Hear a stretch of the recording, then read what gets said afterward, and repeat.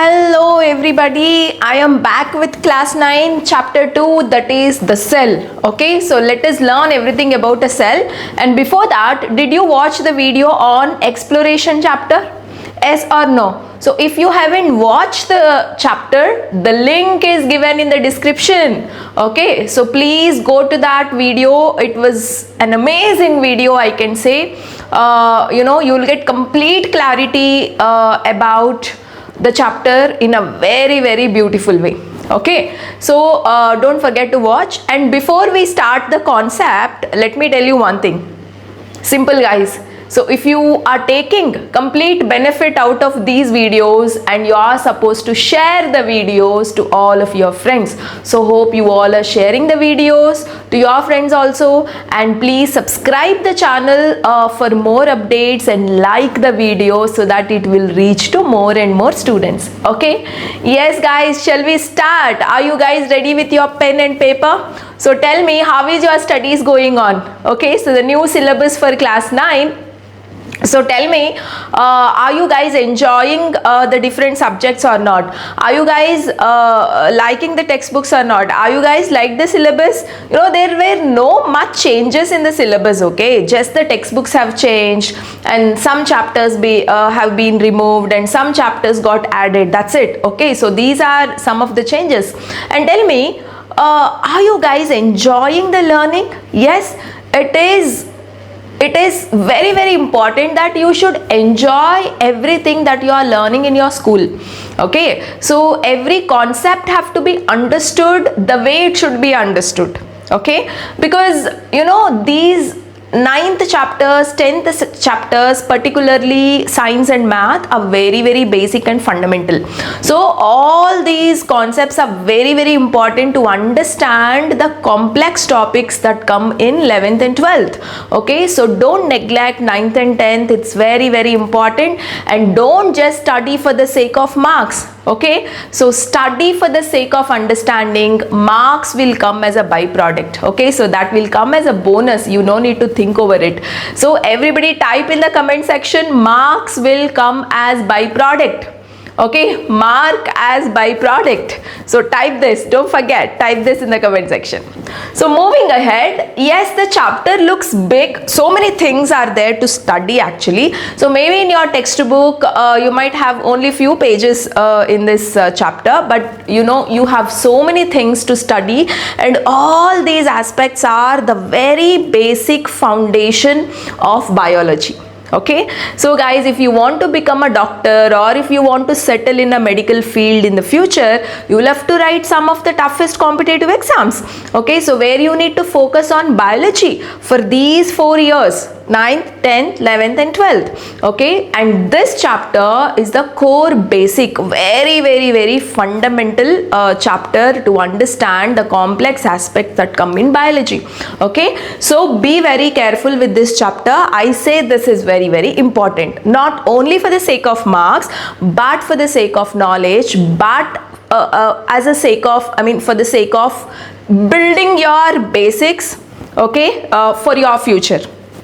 Right? Okay, so now first I would like to tell, you know, before I begin any chapter, I would like to tell some of the main headings and subheadings that you are going to study in the chapter. Okay, so first let me give you some overview about the chapter, guys. So just a minute, we will discuss on the overview. Okay, so we are going to discuss small topics. How many topics, how many subtopics I have listed here?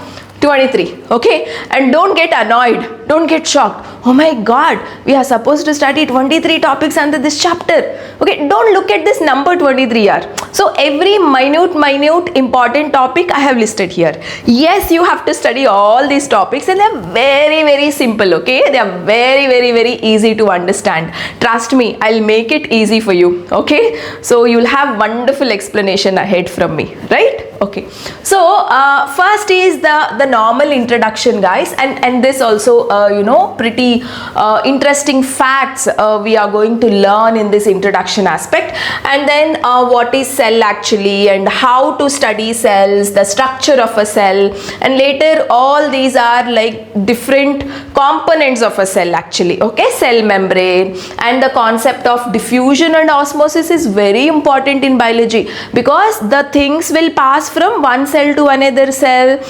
Things have to pass from environment to the body to outside. How does the things are passing from one area to other area of a body? So all of that actually you will understand here. Okay, so there are two important basic processes, that is diffusion and osmosis. So you are going to understand with beautiful examples and activities. So I do discuss the activities also that come in your chapter. Okay, don't worry. And cell wall, okay, and the cell interiors, types of cells, and then eukaryotic, prokaryotic cells, ribosomes, endoplasmic reticulum, and all of these are the different things which are present inside the cell. Okay, so what is a cell, by the way? It is the smallest unit of life. You know what? Our entire body is made up of millions and millions of cells, and these cells you cannot see from your naked eye. Okay, so all of these cells together, and that itself makes up your body. Okay, just like the building. So how do you construct the building? With the help of bricks, right? And now you just imagine that one brick. Okay, cell is like that. Cell is like bricks. Okay, so each and every brick we call it as a cell, each and every cell. So many cells together is what gives a structure for your body. Okay, every cell must work. Something happens in every cell. That is the reason you are living, you are breathing. Okay, so you are having life, your body is maintained. Okay, so your body is survived is because different things which are happening inside the cell, guys. So cell is like that brick of a building. So imagine our body is a building, and that each and every brick we are calling it as a cell. So we are going to understand how to study about a cell, what is the size of a cell, how did scientists study about a cell, what is there inside the cell, what do you call them as, how does cells divide each other, all of that we are going to understand. So very important chapter, foundational chapter for biology. Okay, yes. So now in this video what I will discuss is the introduction part we will finish, and the basic aspects of cell we will study, and then how to study cell, all about the size of a cell, how scientists have studied about the size of a cell and how does it look like, and all of that we will discuss. Okay, so we are going to complete the first four main headings, okay, of your chapter in this video. So the entire chapter I will not cover in single video, because it itself will take more than 2 hours, and nobody will have patience to watch that long video, no. So I'll make this chapter into 3 to 4 parts. Okay, so maybe 4 parts. Okay, so in this part I will discuss the first 4 headings. In the next part I might discuss 4 to 6 of this. Next is this. Next I would discuss the last mitosis and meiosis in a detailed way. Okay, so just concentrate on the different parts that are going to come up in the next coming weeks. Okay, so very important. Okay, so without much delay, let me go to the first aspect, introductory part, as it is there in your textbook, and they have beautifully said that how life existed, okay, how life has come, okay, to this earth. So earth is the one of the beautiful planet in our solar system, isn't it, where life is only existed in earth as of now. Okay, as of our current understanding, life is only existed in this earth out of all the planets which are there in the solar system. So how actually the first life forms have developed on this earth, that is what the first part of your chapter says. Okay, so according to scientists, you know what, the life started, I mean the cell formation, okay, so life, wherever life is there, cells would be there, okay. So all living organisms have something called these tiniest particles called cells. Plants have cells, humans have cells, microorganisms have cells, everything, every living organism has got cells, guys. So remember this. So the cell have to develop first onto a earth. So how did the cell gets developed? You know what, long back, million years of back, there were small ponds, okay. So the life started in small ponds here, okay. So small ponds, small lakes, not in oceans. Life did not start in ocean, remember that. Life has started in small ponds, where the environment of this small ponds kept on changing according to the atmosphere, okay. Say winter comes, summer comes, you know, during summer the pond would have become hot, and during winter they would have become cold, and gradually the environment of a pond or a lake is to change, okay. So due to constant changing environment, you know, the life forms started appearing in hot springs or small ponds. So this is a hot spring, look at here. So very small space where some stagnant water is there, and it is very hot, okay. So naturally the water becomes hot, okay. It is a natural process that happens deep down under the earth, okay. So nobody boiled this water, nobody heated this water. So naturally the water becomes hot in small ponds, especially during summers, and the temperatures are very high. So those small ponds with hot water are called hot springs, okay. So what do we call those small ponds with hot water?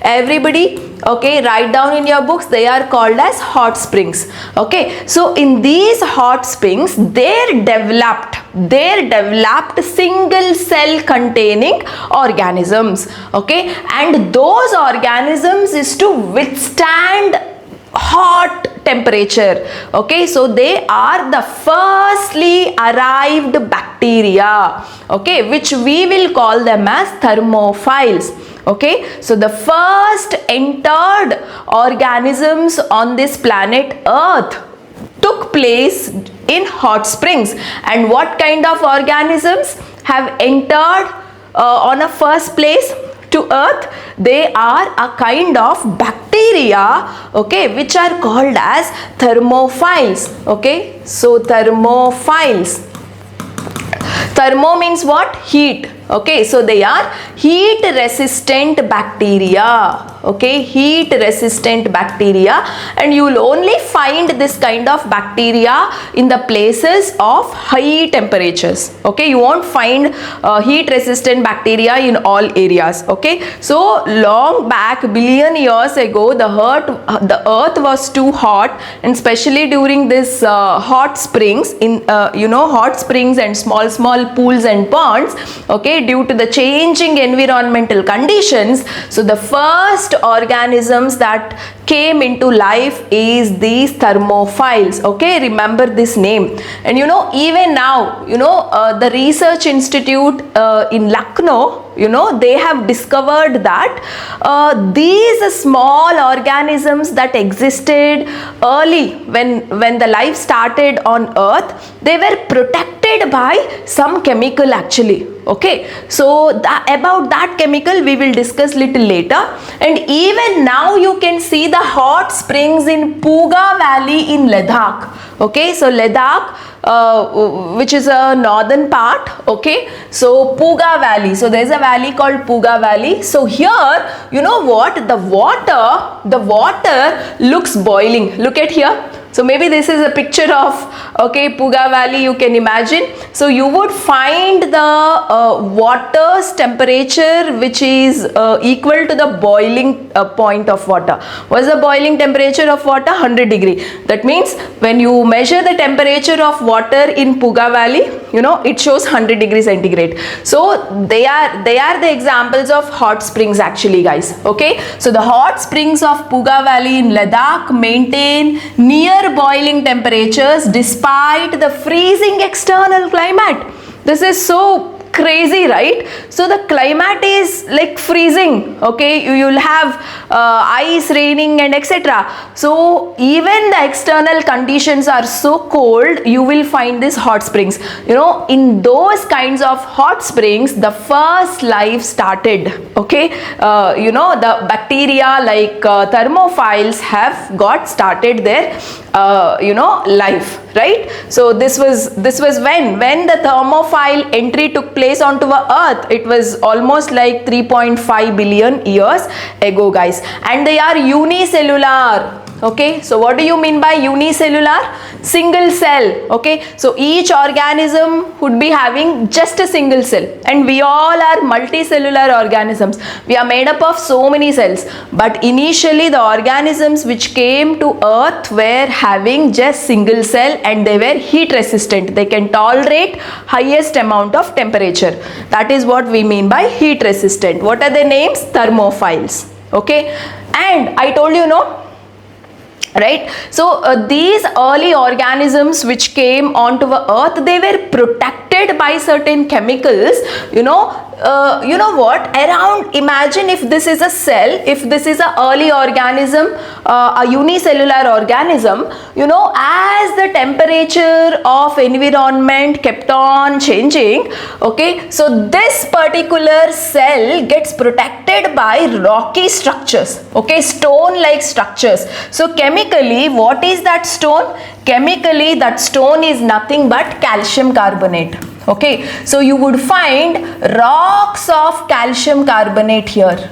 Okay, so these rocks of calcium carbonate would have surrounded you know, around the cell, and this must have protected the cell inside. Okay, right? Of course, the cell is very delicate, so you should have some protection of these cells from temperature, from harsh temperatures, right? So this rock of calcium carbonate, you know, that is to surround the living cells, and that is to act as a protection for the living cells. If this concept of protection was not there, the cells would have died, okay, and life wouldn't have been advanced to this much extent, isn't it? So definitely look at here, the moment you see this visual, you will understand. See the life which is a single cell, which is nicely protected by the hard stone like structure, that is nothing but a calcium carbonate. Okay, so that is to give the protection for the cell. Now slowly that single cell, you know, it must have advanced and developed, and that led to the multicellular organism. Okay, so unicellular organisms are the organisms that contain a single cell. Okay, and the multicellular organisms are the organisms that contain millions of cells. Okay, look at here the fish, where it is there in the form of dotted thing. No, imagine each and every dot is nothing but a cell. Okay, and this itself is a single organism with single cell. The example for unicellular organisms are bacteria and yeast, guys. So these are the two examples you can write for unicellular, and for multicellular organisms you can write plants, fishes, birds, humans, or whatever it is. Okay, so you should know the difference between unicellular organisms, okay, and multicellular organisms. So multicellular organisms must have developed from unicellular only. Okay, unicellular are the one which are made up of single cell. Okay, but multicellular organism, millions of similar or different cells combined together to form a multicellular organism. Okay, so that is the difference between unicellular and multicellular organisms. Now coming to the multicellular organism. Okay, so coming to humans, we are very complicated you know, species. So the cells organized in our body is very different and very complex. Okay, so in a simple way, if I have to tell, you know, this is a single cell. Okay, so you'll have so many cells, millions of cells in your body, and the group of cells, group of same type of cells. Okay, group of, very important guys, group of same type type of cells is called as tissue. Okay, so this is a tissue. See, the tissue is made up of same type of cells. Okay, fine. Now tissues. Okay, tissues, same kind of tissues or different kinds of tissues. Okay, same kind of tissues or different kinds of tissues combine together to form a organ. Okay, right? And now the different organs. So this is one organ called trachea. Okay, and these are lungs. Right? So different organs, lung is an organ, trachea is an organ. Okay, so every different organs combine together to form an organ system.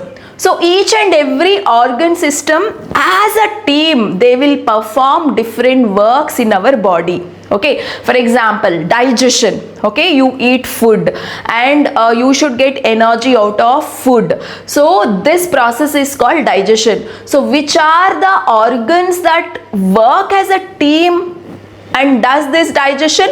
Mouth, esophagus, stomach, small intestine, large intestine. Okay, so all the organs together, you know, they come together as a team and perform a specific task or work inside a living system, and that group of organs is called organ system. So you'll have so many organ systems in the living cell. Excretion is performed by one organ system, digestion performed by one organ system, transportation is performed by one organ system, respiration task is performed by another organ system. Like that, different organ systems are there. Okay, so this is the, you know, the stage of forming organ system. So single cell, group of same cells is called tissues. Same kind of tissues or different kind of tissues can combine to form an organ, and then different organs will combine as a teamwork. They form as a teamwork and perform a specific functions in our body, and that is organ system. Okay, so we complex species like humans have got this kind of organ systems. Now, I have told you the cell is so small. Okay, but how did scientists study this cell? And before we visualize how small the cell is, let us understand a few different units of length. Okay, so let's understand what actually we mean by meter, millimeter, micrometer and nanometer. This understanding is very fundamental and very important because the cells come under a range of micrometer. Okay, so the cells will have a size of micrometer size or nanometer size. Okay, so you need to understand what is micrometer and what is nanometer. Before that, let me tell you what is a meter. So how can you visualize a meter? Meter is this much length, isn't it? So this much can be a 1 meter. Say height of a small boy, you know, it can be 1 meter. You know, you have a 1 meter scale in the textile shops, right? If you want to measure a particular cloth, you know, they'll measure it in meters and give it to you. Your study table length can be of 1 meter. So 1 meter is visible to your naked eye. Okay, so anything which is of 1 meter length, anything which is a size of around 1 meter is nicely visible to your eyes. You can see it. Okay, so now coming to a concept of millimeter. Guys, you know now what is 1 meter, right? So if I make this 1 meter 1000 times smaller, okay, so I'll just 1 meter, I'll cut it into 1000 parts, and that first part, so I'll just make this meter 1000 times smaller, then that is what is called millimeter, guys. Okay, so usually 1 meter is equal to 1000 millimeters. So how many millimeters constitute 1 meter, guys? So 1000 millimeter is equal to 1 meter. So 1 meter, if you reduce its size 1000 times, then that smallest size that you visualize, that is called as millimeter. So how do you visualize millimeter? Where do you find this millimeter sizes in the real life? Credit cards, you must have seen the credit cards. Just ask a credit card or a debit card, whatever it is, from your parents and see the thickness. You see thickness of, I'm not talking about the length of a credit card, I'm talking about the thickness. Okay, so that thickness is actually of 1 millimeter. Okay, so thickness of the credit card can be of 1 millimeter, and the size of the ant, you know how small the ant looks, so the size of the length of a ant, you know, it can be of 2 to 5 millimeter, and the pencil tip, the diameter of the pencil tip can be of 1 millimeter. Okay, so millimeter is very small unit of measurement. Okay, when you have to measure the size, you know, millimeter is really very small unit of measurement. Now millimeter itself is so small, you must have visualized. Okay, so 1 meter 1000 times if you make it smaller and smaller, then that is a millimeter, 1 millimeter. Okay, now you know guys, 1 millimeter is equal to 1000 micrometer. So now I am coming with the concept of micrometer. So micrometer is written like this. So this is the unit of micrometer. This is the way we represent micro. Okay, so like this, micrometer. Okay, so 1 millimeter, now you know how small the millimeter is. Now that 1 millimeter, if you divide into 1000 parts, that one part out of 1000, you know, that is your micrometer, guys. Okay, so usually the human hair thickness, just pluck your hair, the thickness, okay, I mean the diameter, this is your hair, right? So it will have some kind of thickness, right? So usually how much can be the thickness of human hair? It is 70 micrometer. That much small sized content or the things are measured in micrometer, guys. Okay, so the human red blood cell, now the cells can be of you know, they can be measured in micrometer. They can be in the size of micrometers here. Okay, so this is a bacteria, so red blood cell size can be 7 to 8 micrometer, and the bacteria size can be of 1 to 5 micrometer. Okay, so the very, very small. And now the micrometer onwards you cannot see. Okay, your eye cannot see. A millimeter itself, you know, millimeter itself we cannot able to see clearly.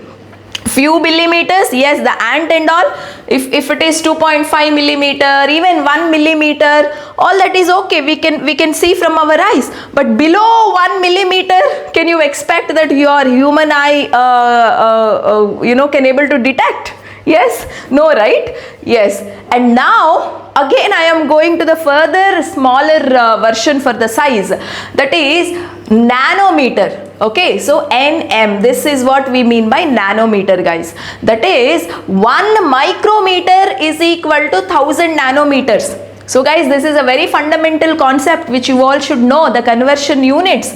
Okay, so 1 micrometer is 1000 nanometers. So usually the viruses, DNA which is there inside the cell, all of them will come under nanometer ranges. Okay, so very, very, very small, right? So what is the conversion? 1 meter is 1000 millimeter, 1 millimeter is 1000 micrometer, and 1 micrometer is equal to 1000 nanometers. Okay, so meter, if I 1000 times make it smaller, then that unit of size is millimeter. Millimeter 1000 times if I make it smaller, then that falls under what size range? Micrometer. Micrometers 1000 times if I again make it smaller, then that unit is represented, that size range come under nanometer. Okay, so this concept is very important. So why I told this concept is, yes, so usually guys, when two things are separated, say my two palms, okay, or maybe the two dots, one dot I'll mention here, the other dot I'll mention here, you can easily find out, yes, the two dots are different, they are separated from each other. Okay, so now I'll decrease the distance between the dots. Yes, now also you can easily say that two dots are different and they are separated from each other. Now I'll decrease the distance much more. Yes, it is visible. Now I will decrease the distance much more less. Okay, now also they are visible. Now I will decrease the distance much more. Okay, see, can you able to see the distance between the two dots? Okay, for you guys, It is no two dots. It looks like one only, isn't it? So guys, I'm telling you, the distance between the cells can be that much less. Okay, and for you cannot separately see one cell with your naked eye. Okay, so guys, you know what, when you can able to see clearly is when you keep the objects beyond 25 centimeter from your eyes. Okay, say for example, to my eye and my hand, you know what is the distance? It is almost about 25 centimeter. Okay, so from 25 centimeter to infinity distance you can able to see the objects very nicely, but anything that you bring within 0 to 25 centimeter, you know, your visibility gets disturbed. You can't able to see that clear. You can't concentrate, guys. Okay, got to know? And that is what we call near point of eye. So you should understand this near point of eye. So what is near point of eye? Okay, the distance at which, okay, the distance at which I can see comfortably. Okay, but within that 0 to 25 centimeter you cannot able to distinguish the things that nicely. Okay, say for example, when I keep two dots at this distance, you know, you can't able to find the distance or difference between the two dots that easily. Okay, right? So near point of eye is 25 centimeters. So beyond 25 centimeters you cannot comfortably see the beyond 25 centimeters you can comfortably see the things, but between that 0 to 25 centimeters, you know, that the visibility, you know, it gets disturbed. You cannot comfortably concentrate on the things which are kept between 0 to 25 centimeter distance. That means in this distance. Okay, so in this distance, whichever are kept, you can also try. Your eye feels so much strained. Okay, so that's what is called near point of eye. Okay, so now any object, okay, so when any object is kept separated little far away, you can easily able to recognize. But if I keep on decreasing the distance, okay, look at here, if you have a separation of around 0.1 millimeter between the two objects, okay, say this is one object and another object, so nice distance is there. Okay, here also in this picture also you can able to recognize, yes, these two are different cells, or these two are different dots or something like that. But look at here, okay, actually they are two, but they are looking as one for you. Why? Because the distance between these two cells or dots is actually lesser than 0.1 millimeter. So when you have a separation of 0.1 millimeter between two objects, then for your human eye it looks as one. It looks as one, guys. Okay, for your human eye, and that 0.1 millimeter is actually called as limit of resolution. Okay, limit of resolution, guys. So very important. So this number, okay, so when two things gets separated, okay, and the distance between the two things is lesser than this distance, that is 0.1 millimeter, then you know it doesn't look like two separate entities. It looks like as a single entity, and that distance, you know, that 0.1 millimeter, this digit is called as limit of resolution. Okay, right? So when things are this much small, when things are this close to each other, when they are not visible to your naked eyes, then how did scientists study about the cell, and they told that there are so many things inside the cell and etc., right? So it was all possible because of a scientific instrument called microscope. Okay, so these things can be studied, these smallest things can be studied with the help of microscope, guys. Okay, so usually speaking, right? With your naked eye, unaided eye, in the sense the eye without having any help, I mean your naked eyes, okay? So your normal eyes, with your normal eyes you can able to see any object which is there in meters, which are measured in meters, which have got a bigger size range, isn't it? So you can able to see rockets, you can able to see human, you can able to see chicken, egg, okay? So all of that, okay? So even fish eggs, the smallest fish eggs which are of 1 mm, you know, that also you can able to see, tip of a pencil and all of that you can able to see, guys. So the things which I mentioned in the yellow color, you know, all of these are, okay, are the things, are the size ranges a human eye can see without any help, okay? But when you go to a much smaller size aspect, like plant and animal cell can have a size of 100 micrometer, okay? And you know, mitochondria and all of that. So anything that I listed in the blue color, you know, violet color, you know, they are only be seen using microscope, okay? So you can see them using even simple microscope, plant cell, animal cell, okay, whichever are measured in micrometer, okay? So whichever are measured in micrometer, no, they can be seen through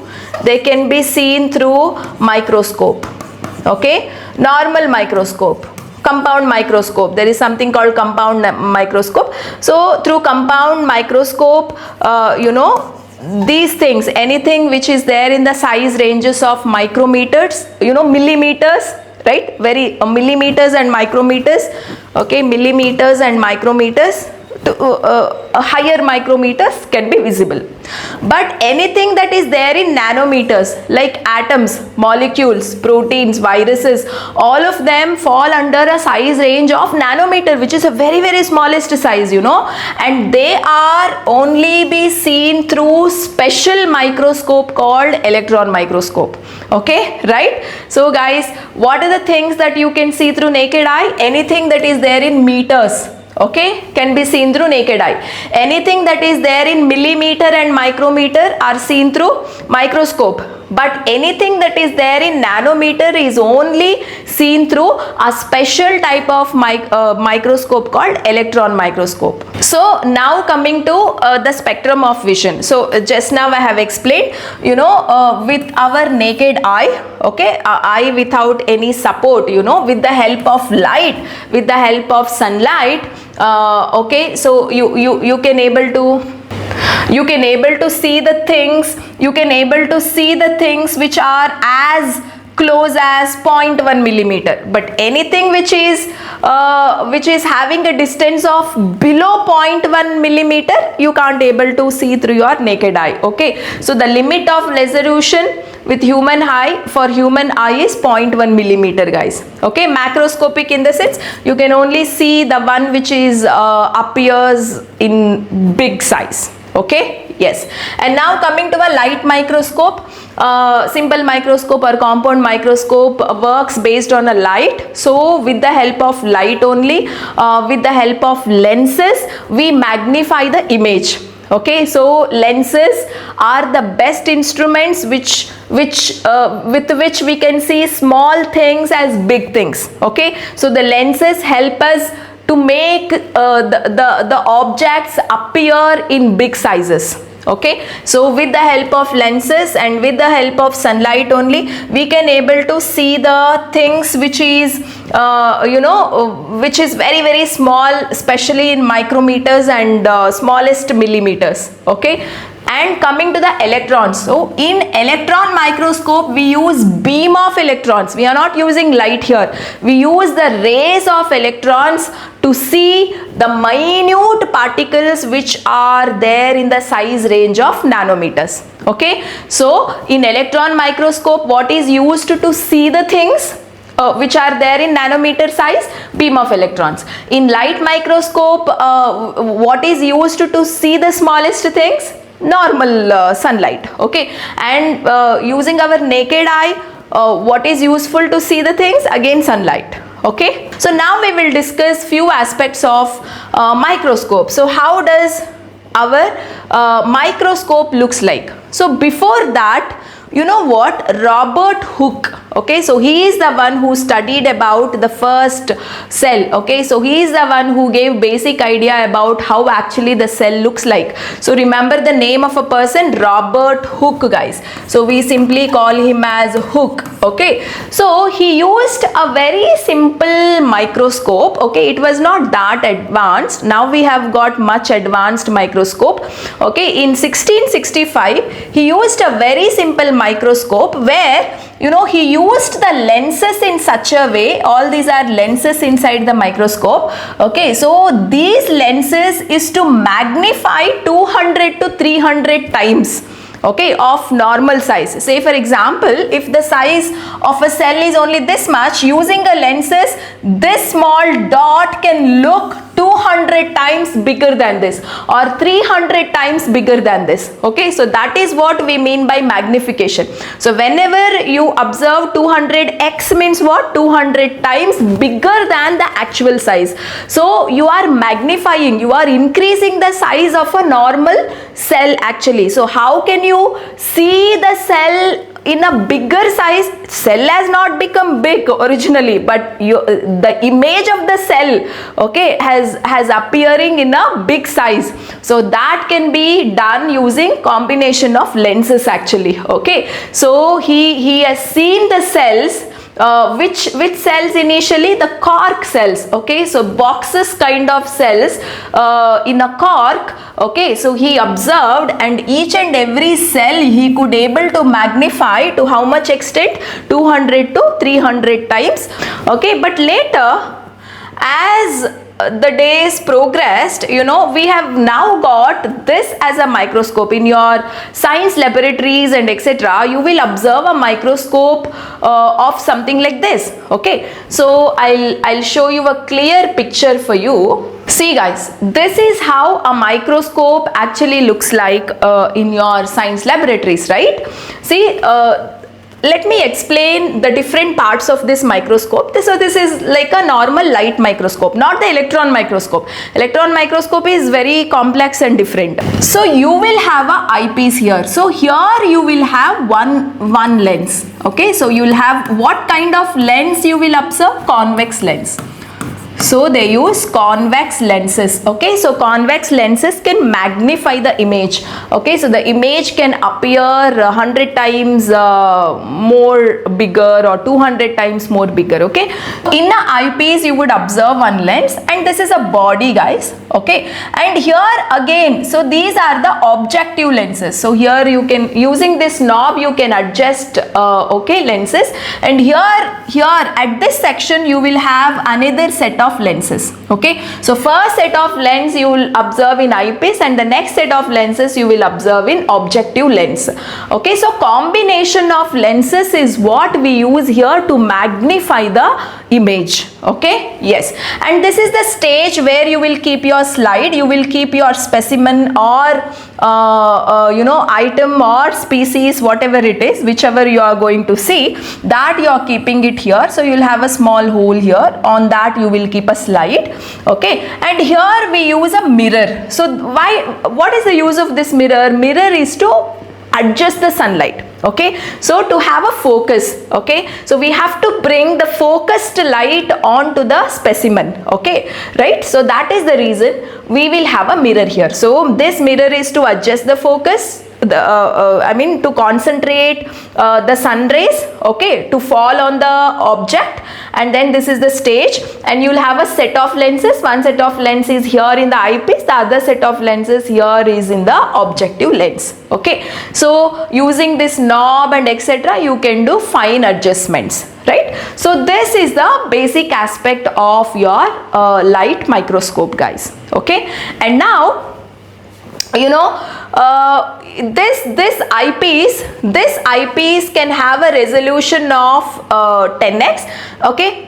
In the sense what, this eyepiece has got a ability to magnify the image by how many times? 10 times, Okay, imagine if the magnifying power or the resolution of this eyepiece is 10x, and then objective lens also will have some power of magnification, right? So imagine they have got a power of magnification of around 10x only. Then total magnification power, okay, total resolution power of this microscope can be 10 into 10, that is 100x. That means if you keep one object with the help of the lens in the eyepiece and the lenses in the objective lenses combined together, the specimen that you keep it here can look 100x times, 100 times more bigger than the original size.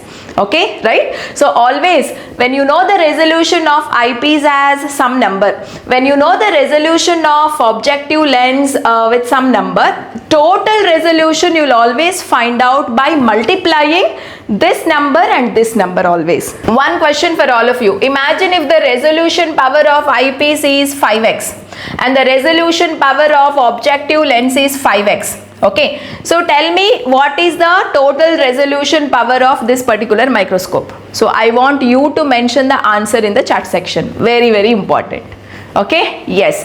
So this is about a light microscope, okay, with which you can able to see the smaller objects in a bigger way.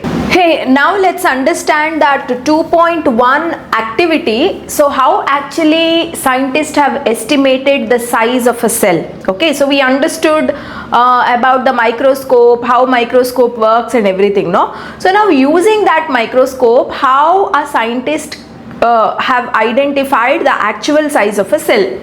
Guys, it's very simple. We all know microscope, it looks like this. And we all know this is a space where we will keep a sample. Okay, so let me just change the color of the pen here.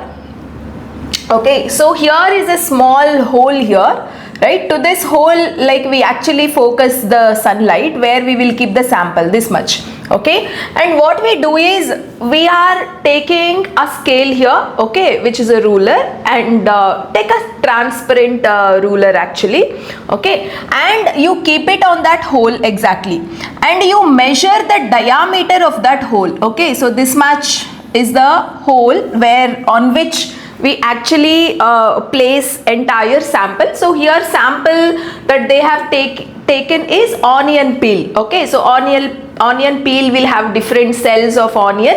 Okay, so that sample they will place it here. But before that, using a scale, what they have done is, like, what you can do is you measure the diameter of the visible area. Okay, of the particular opening on which you completely place the slide of onion peel. Okay, so for example, maybe the diameter of this particular area of this entire opening on which we place a sample, let it be 5 millimeter. Okay, say the diameter that you got was 5 millimeter. Okay, yes.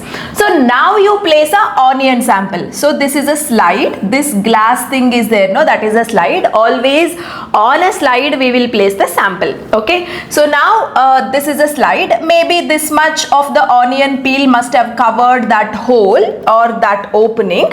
Okay. So now count the number of cells. So you know now the diameter of this hole, right? That is 5 mm. So now on an onion peel, how much ever you can see, that is the diameter of that particular opening.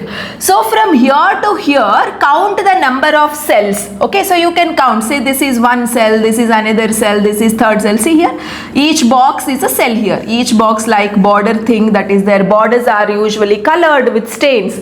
Okay. So you count the cell from this end to this end. Say you got the answer 25 cells. Okay, so in this 5 millimeter of the length, okay, you measured the length of that opening, no? So that is 5 millimeter.